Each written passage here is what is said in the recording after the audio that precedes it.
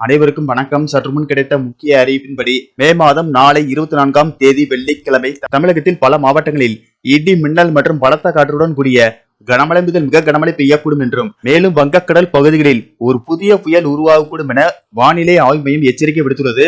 இதை பத்தி தான் இந்த வீடியோல பார்க்க போறோம். சோ வீடியோவை கடைசி வரைக்கும் ஸ்கிப் பண்ணாம பாருங்க. வீடியோக்குள்ள போறதுக்கு முன்னாடி இந்த வீடியோக்கு ஒரு லைக் பட்டனை பிரஸ் பண்ணிக்கோங்க. இது வரைக்கும் இந்த சேனலை சப்ஸ்கிரைப் பண்ணாதவங்க சப்ஸ்கிரைப் பண்ணிக்கோங்க.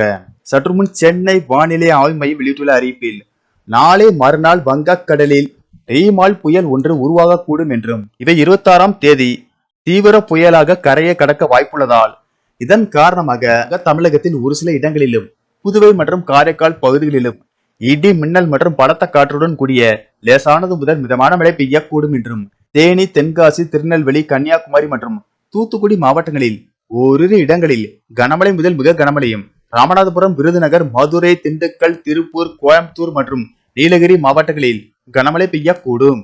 நாளை தமிழகத்தில் ஒரு சில இடங்களிலும் புதுவை மற்றும் காரைக்கால் பகுதிகளிலும் இடி மின்னல் மற்றும் 30 முதல் 40 கிலோமீட்டர் வேகத்தில் பலத்த காற்றுடன் கூடிய லேசானது முதல் மிதமான மழை பெய்யக்கூடும் என்றும் கன்னியாகுமரி, திருநெல்வேலி, தென்காசி, தேனி மற்றும் திண்டுக்கல் மாவட்டங்களில் கனமழை பெய்யக்கூடும்.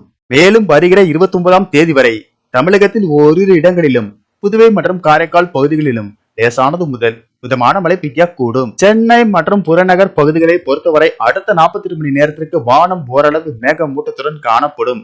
நகரின் ஒரு சில பகுதிகளில் லேசான மழை பெய்யக்கூடும்.